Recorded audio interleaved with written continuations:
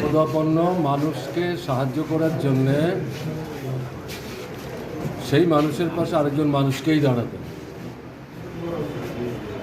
এবং রক্ত এমন একটা জিনিস যেটা কারখানায় এখনো তৈরি হয় না, দোকানে গিয়ে পাওয়া যায়। কিন্তু বাঁচিয়ে রাখতে গেলে পর অনেক সময় ডাক্তারবাবু এই রক্তটাকে প্রধান ওষুধ হিসাবে তিনি সেখানে প্রেসক্রাইব করেন। এটা তো মানুষের দেহ ছাড়া হবে না। তো এই যে কাজটা, এই কাজটা সারা ত্রিপুরাতে বিশেষ করে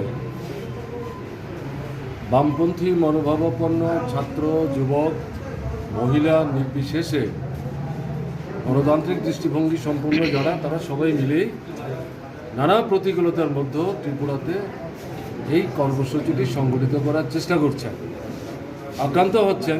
তবে ইদানিং লক্ষ্য করছি, প্রথম থেকেই নতুন সরকার আসার পর যেভাবে রক্তদান শিবিরের উপর আক্রমণ সংগঠিত করার চেষ্টা করেছে, তাতে তারা জনগণ থেকে বিচ্ছিন্ন হয়েছে। ইদানিং এই আক্রমণটা তুলনামূলকভাবে কম, এবং সমস্তটাকে মোকাবেলা করেই এলাকা এলাকায় যুবকরা, ছাত্ররা মিলিতভাবে রক্তদান শিবিরে এগিয়ে আসছে। এখানে যেটা হচ্ছে, ভারতের গণতান্ত্রিক যুব ফেডারেশনের প্রতিষ্ঠার ৪৩তম বার্ষিকী উপলক্ষে সারা ত্রিপুরাতে ডিওয়াইএফআই সিদ্ধান্ত নিয়েছে এই সময়ে ১ সপ্তাহ ব্যাপী রক্তদান শিবিরের আয়োজন হবে। তারই অঙ্গ হিসেবে এখানে নুকলি যে অঞ্চল কমিটি আছে ডিওয়াইএফের, তাদের একটা অংশ এই এলাকাটাতে পড়েছে, তারা এই রক্তদান শিবিরের আয়োজন করেছে।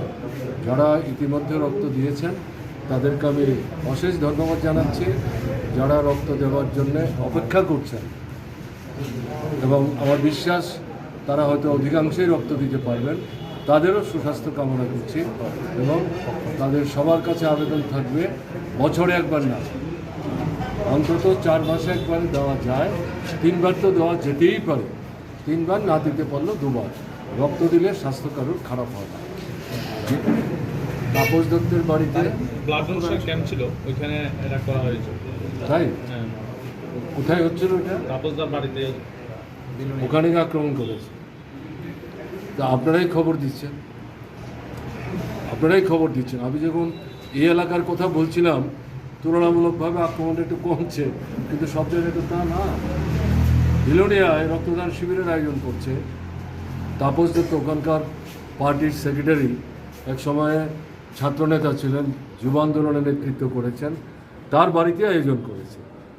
এই রক্তদান শিবির ভণ্ডুল করবার জন্যে তার বাড়িতে গিয়ে আক্রমণ করেছে। এটা অমানবিকতা। মানে বিজেপি তাদের সঙ্গে যে যুবকরা, ছাত্ররা চলাফেরা করছে, তাদেরকে কি মানসিকতা নিয়ে গড়ে উঠতে সাহায্য করছে, এ থেকেই তো পরিষ্কার হয়ে যাচ্ছে। আমরা বলছি মানুষকে মানুষ হিসাবে মানুষের মতো গড়ে উঠতে সাহায্য করে, এটা তো উল্টো করছে, পাশবিক দিকে নিয়ে যাওয়ার চেষ্টা করছে। এ তো সমাজের জন্য এটা তো চরম বিপদের একটা পরিমণ্ডল তৈরি করছে।